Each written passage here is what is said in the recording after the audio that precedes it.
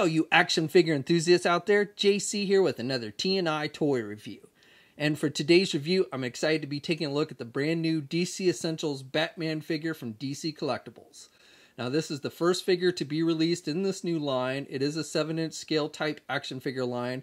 DC Collectibles is going back to the larger scale figures. This line was first announced last year at San Diego Comic-Con. Now this figure, along with the first wave, is slated to be released next month at comic and specialty shops. The folks at DC Collectibles were nice enough to send me a set of figures so I could review it for you guys, so a big thanks to them. Now the figure comes packaged in a pretty standardized type DC Collectible packaging. You've got the window box. The figure is clearly displayed. Up at the top here, you've got the DC Essentials Batman logo. Also up here at the top in gold foil, you have a 20th anniversary logo. DC Collectibles has been making action figures and statues and other collectibles for fans for 20 years now. So you've got that. And then down below, you've got the DC Collectibles logo, which says direct from the source.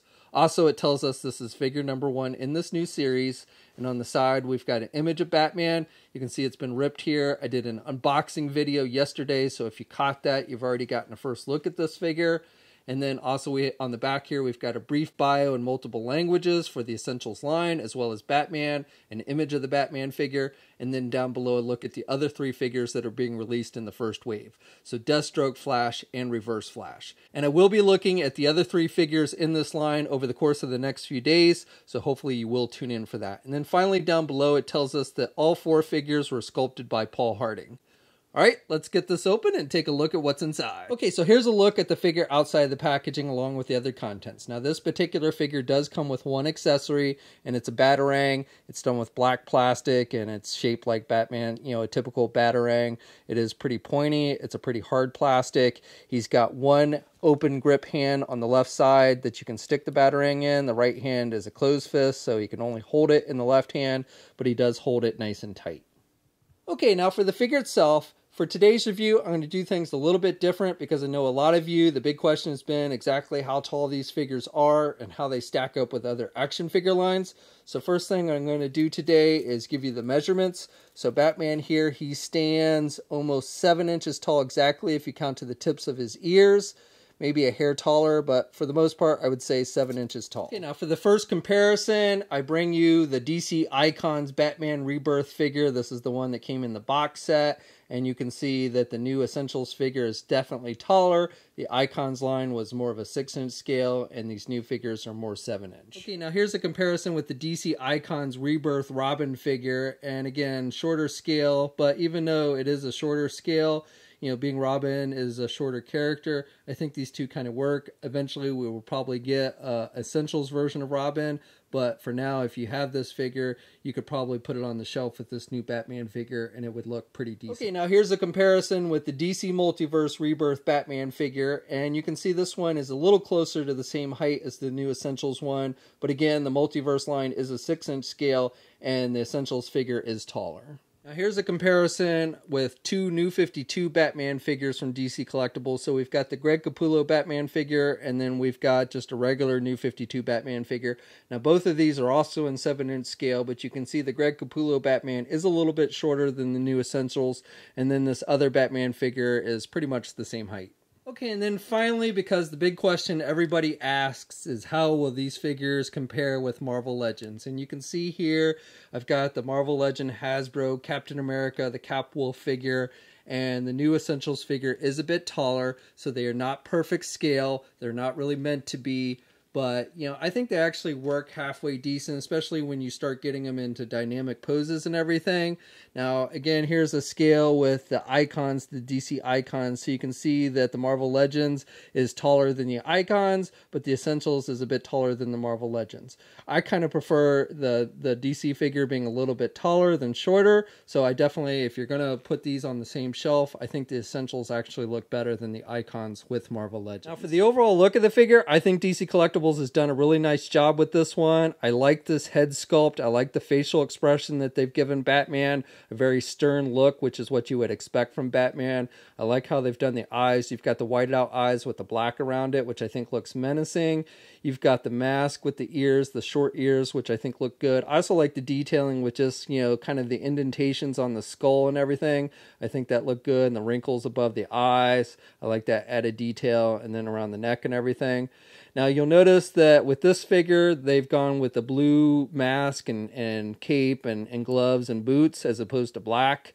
And I actually like the blue a little bit better than the black. I think it's more in keeping with Batman. I'm not entirely sure which is more comic book accurate, if he's wearing black these days or if he's back to the blue. But definitely I think the blue is nice looking. And also it just kind of differentiates it from like the Icons Batman if you happen to have that one already. Also, you've got the bat symbol, which is painted on the front here with the black and the yellow trim. That looks pretty good. You've got a glossier blue here on his gauntlet, which kind of stands out and looks pretty good. And then you've also got some detailing on the hand with some plating there, which again is done with more of a glossy look to give you that kind of armored look. He's got the things that always stick out on Batman's gauntlets. I don't know what the official name for those are, but you know, every Batman suit has those. And then also these are done with a hard plastic, so you know, I don't think you have to worry about them. You know, they do bend a little bit, so I don't think you have to worry about them snapping off or anything. But overall, they're pretty hard plastic. Then he's got the utility belt, which is done with the black and the yellow. Overall, that looks pretty good, and I like the way it's designed. And then for the rest of the suit, it's done with just a gray color, a basic gray color. There's really no wash or anything. And then again, for the boots, you've got the blue color. I do like that you've got some sculpting detail with the soles of the boots, even though there are no peg holes. Now for the final big question everybody's had for this line, and that's how is the articulation. So overall, I've got to say articulation is pretty solid on the figure. You can definitely get it in some decent poses. I do have some minor complaints, which I'll go over in just a minute. But again, for the most part, it is pretty solid. So for what actual articulation the figure has, you can turn the head to the left and to the right, and he's got a hinge joint so he can actually look down good, and you can have him look back pretty good as well. You don't get a lot of head pivot there with the neck though. Now one thing, and this is one of my minor complaints, this neck joint is kind of rubbery, so I've been posing it around a lot and I haven't had any breakage issues, but I would recommend a little bit caution when you're posing this head, just because it does feel a little bit rubberized there with that neck joint. Now with the arms, you can get the arm out good. You've got that standard ball hinge joint there at the shoulder. Even with the cape that comes over the shoulder, you still can get the arm out pretty good, and you can rotate the arm all the way around. That cape does move a little bit. It looks like it's attached to the head, but it's not. It just comes up to the top of the neck. So if you pop the head off, you could actually take the cape off if you wanted to. You've got a bicep swivel. You've got a double hinged elbow, so good bending there. You've got rotation with the hands and hinges there. Now this is another area where I've got a minor complaint.